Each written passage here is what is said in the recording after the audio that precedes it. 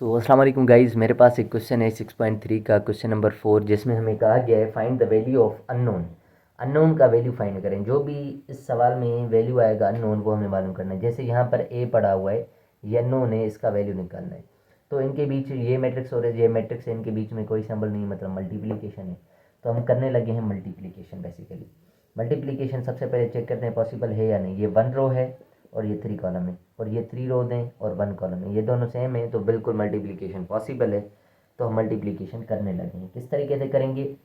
इस रो को इस कॉलम के साथ करना है बस। 2 × 1 -2 × a और +5 × 3, बस ये एक ही रो है। ठीक है, एक ही कॉलम है तो बस यही होगा, इसमें एक रो है तो बस यही होगा। और यहाँ पर हमारा जो होगा 21 हमारा सेम रहेगा। 2 × 1 = 2, -2 time a is 2a, +5 time 3 is 15 = 21। ठीक है, अब ये वाला जो नंबर है इस नंबर के बराबर है, तो हम क्या करेंगे, इसको थोड़ा सा सिंप्लीफाई करते हैं। 2 और 15 ये हो गया 17 -2a बराबर है किसके? 21 के। तो मुझे ए का वैल्यू चाहिए, तो ये माइनस का 2 है, मैं उस तरफ शिफ्ट करता हूँ, ये हो जाएगा प्लस का 2 है। ये प्लस का 21 इस तरफ आएगा तो ये हो जाएगा माइनस का 21। तो 21 में से अगर 17 माइनस करेंगे तो क्या बचेगा? माइनस का 4, और 2 मल्टीप्लाइड यहाँ पर आएगा तो डिवाइड में 2 1 = 2, 2 2 = 4। सो ए का वैल्यू आ रहा है माइनस का 2, ए का वैल्यू आ रहा है माइनस का 2, जो कि हमारा इस पार्ट का क्या है? आंसर है। इसी तरीके से अगर मैं कोई और सवाल देखूं, जैसे कि जिसमें एक से ज़्यादा अननोन हो, जैसे कि मैं पार्ट नंबर लिखने लगा हूँ सी, पार्ट नंबर सी लिखता हूँ मैं। सी ट्राई करते हैं। मेरे पास सवाल है 1 3, 1 रो है, मतलब रो मैट्रिक्स है। दूसरी है स्क्वायर मैट्रिक्स 2/2 की, P2 -1 और Q। ठीक है, ये बराबर है 7 और 11 के। सबसे पहले आर्डर इसका क्या है? 1/2 है, ये 1/2 है और ये 2/2 है, तो ये दोनों बराबर है, मतलब मल्टीप्लाई हो सकता है।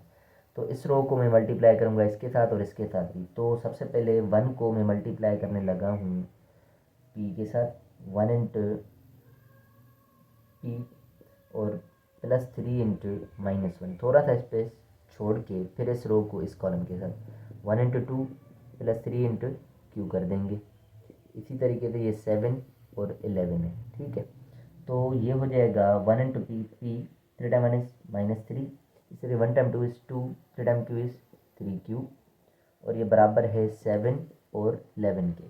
p-3 बराबर है 7 के, p-3 बराबर है 7 के। फर्स्ट टर्म फर्स्ट के बराबर, सेकंड टर्म सेकंड के, तो तभी हम p और q के वैल्यूज मालूम कर पाएंगे।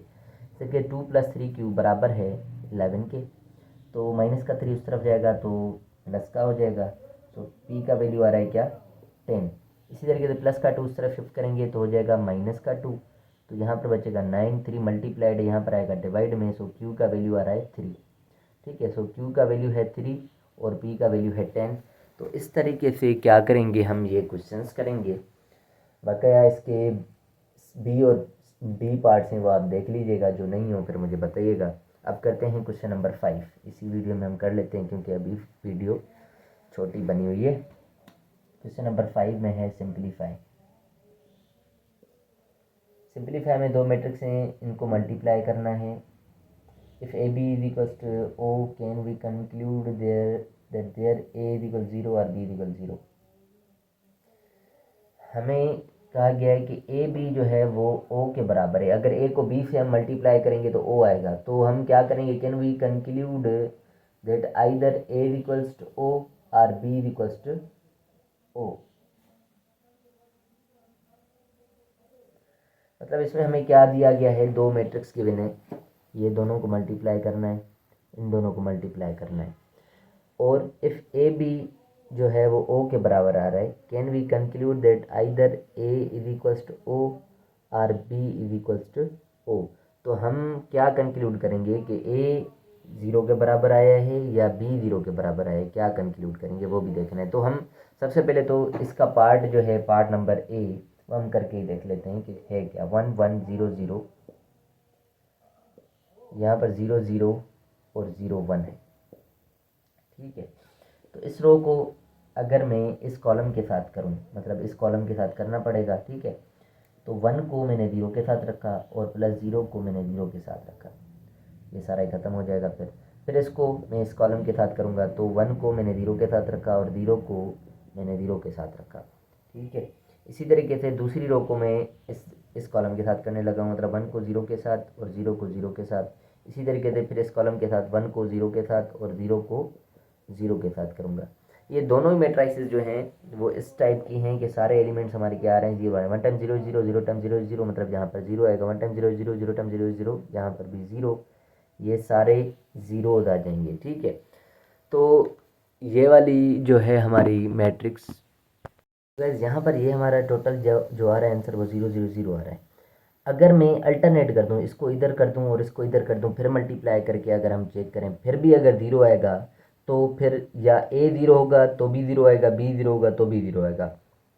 पर अगर हमारे पास कोई ऐसा सवाल हो, यहाँ पर तो 0 आया, पर मैं अगर इनको शफल कर दूँ, ये पहले रखूँ और वो बाद में लिखूँ, और मैं चेक करूँ कि फिर अगर 0 नहीं आ रहा तो मतलब वो हमारी कंडीशन में नो लिखा जाएगा। जैसे कि फ़र्ज़ करो ये मैंने मल्टीप्लिकेशन की है, अब मैं इसका चेंज करने वाला हूँ 0 0 0 1, इसको चेंज करके देखता हूँ, ये पहले रखता हूँ, ये बाद में रखता हूँ, ठीक है।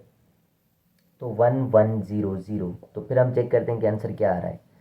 अगर इसको इस कॉलम के साथ मैं करूँ तो क्या आएगा, 0 को 1 के साथ 0 इंटू 1, फिर 0 को 1 के साथ प्लस 0 इंटू 1।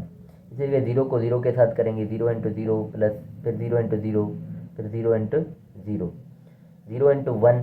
अब ये रो इस कॉलम के साथ करने लगे, 0 इंटू 1 और 1 इंटू 1 प्लस 1 इंटू 1।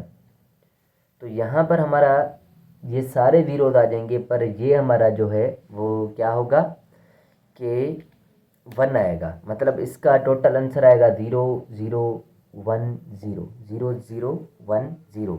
मतलब हमारा यहाँ पर अगर कंडीशन में क्या कह सकते हैं, इसमें टोटल अगर कॉन्सेप्ट में इसका क्लियरली सिंपल वर्ड्स में समझाऊँ तो ये है कि अगर दो मैट्रिक्स को मल्टीप्लाई करने से 0 0 0 बन रहा है, इसका हरगिज़ ये मकसद नहीं है कि ए 0 के बराबर है या बी 0 के बराबर है। कोई और भी मैट्रिसेस हो सकती हैं, जैसे कि ये मैट्रिक्स है और ये मैट्रिक्स है, इन दोनों को मल्टीप्लाई करने से 0 0 0 अगर बन रहा है तो इसमें हरगिज़ ये मतलब नहीं कि कोई भी एक मैट्रिक्स 0 0 0 होगी तभी हमने इसके साथ मल्टीप्लाई किया है तो 0 0 0 आया है।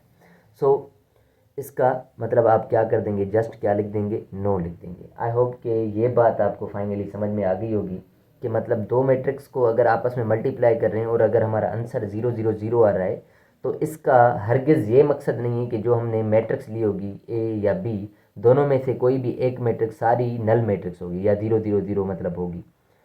तो ऐसे भी हमारा 0 0 आ सकता है, जैसे कि इन दोनों को मल्टीप्लाई करने से ये हमारा नल मैट्रिक्स आ गया है। तो इस कंडीशन में भी हमारा टोटली ए बी 0 के बराबर आ सकता है। इस कंडीशन के लिए ये ज़रूरी नहीं है कि ए जो है हमारे पास नल मैट्रिक्स हो और बी जो हो हमारे पास या नल मैट्रिक्स हो। ठीक हो गया। So thank you so much for watching my videos. Next video में हम नेक्स्ट क्वेश्चन के साथ मिलते हैं। अल्लाह हाफिज़।